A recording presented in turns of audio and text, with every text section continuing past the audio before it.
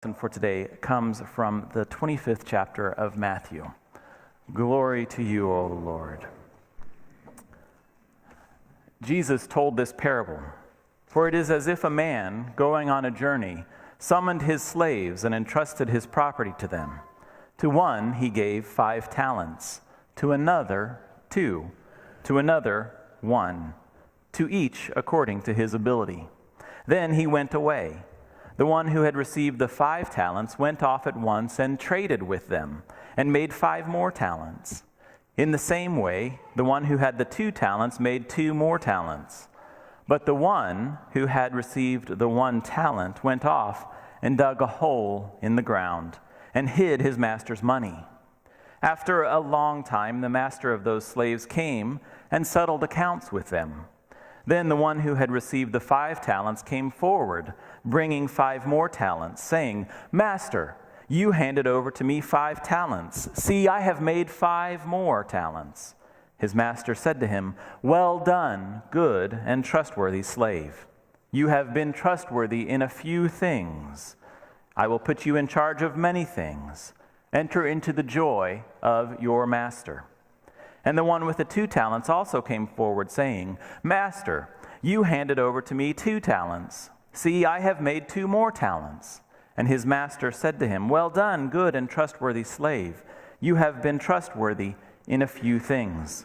I will put you in charge of many things. Enter into the joy of your master.' Then the one who had received the 1 talent also came forward, saying, 'Master, I knew that you were a harsh man, reaping where you did not sow and gathering where you did not scatter seed. So I was afraid, and I went and hid your talent in the ground. Here, you have what is yours.' But his master replied, 'You wicked and lazy slave. You knew, did you, that I reap where I did not sow and gather where I did not scatter? Then you ought to have invested my money with the bankers, and on my return I would have received what was my own with interest. So take the talent from him and give it to one with the 10 talents. For to all those who have more will be given, and they will have in abundance. But from those who have nothing, even what they have will be taken away. As for this worthless slave, throw him into the outer darkness, where there will be weeping and gnashing of teeth.'" This is the word of the Lord. Praise to you, O Christ. So I think I have shared before how I am a fan of the TV show Survivor.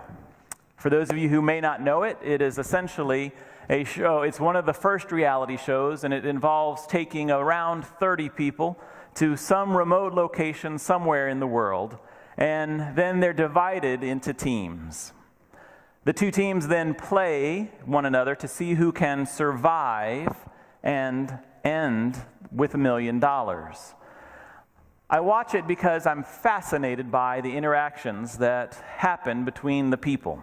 I love to see what kind of challenges the producers come up with, and it's interesting to see how the people react to the hardships and the twists that are thrown at them. In some ways, though, it's rather odd that I like this show, because I personally believe in treating people respectfully and in living by your word. When you say you're going to do something and honor something, you do that. That's not what happens in Survivor all the time. I usually can't stand the people that play the game dishonestly, and it drives me nuts when they end up winning because of how they've tricked everyone else. So you can see how our parable for today tends to throw me a little bit. I consider myself an honest, upstanding person, and I expect everyone to behave somewhat near that, like that. I like to see in books and movies when the people who act justly and responsibly get rewarded, and the dishonest and unscrupulous people get their comeuppance. But as we know, life is not always that way. This parable today seems to show the landowner as someone who benefits at the expense of others, much like the Survivor TV show happens.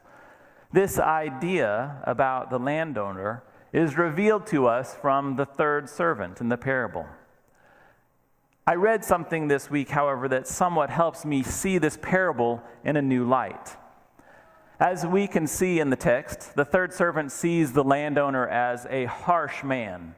He says someone who reaps what he didn't sow and gathers what he didn't plant.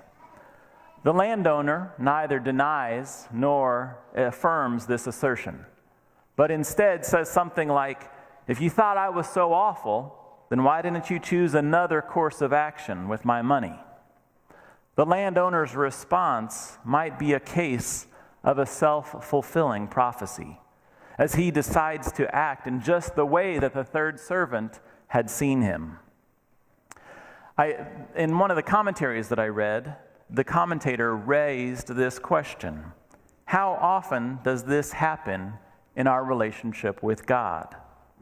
How often do our perceptions of God lead to self-fulfilling prophecies about our relationship with God?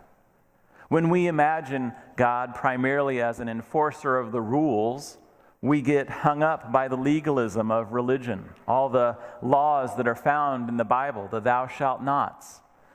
We visualize God as stern and prone to punishment, sitting on his throne looking down upon us from on high.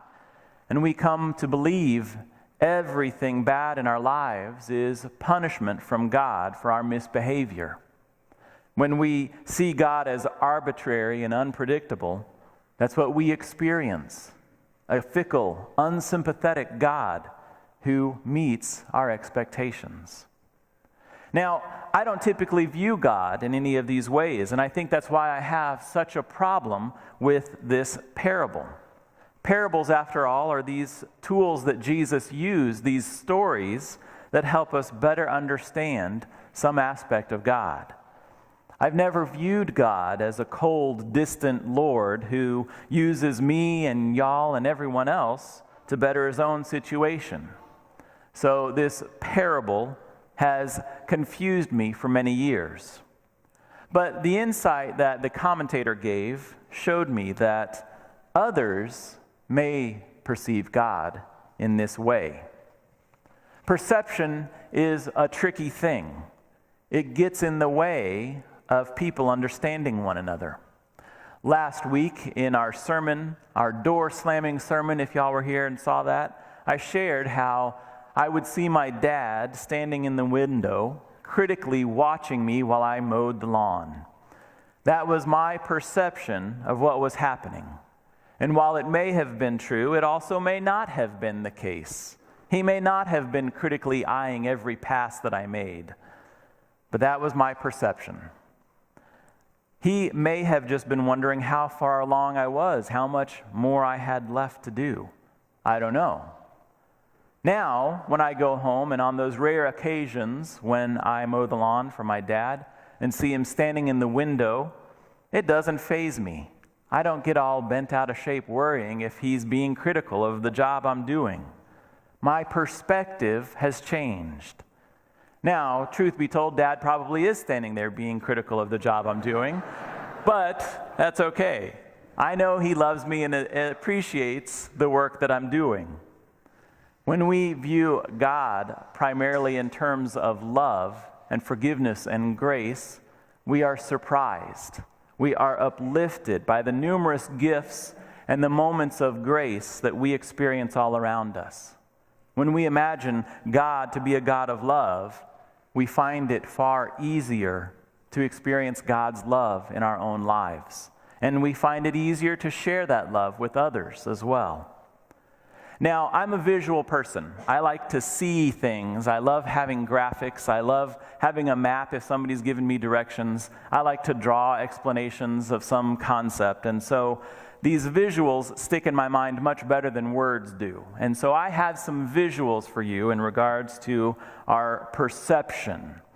So, our first one, and you may have seen some of these before, but I beg you to humor me for just a moment.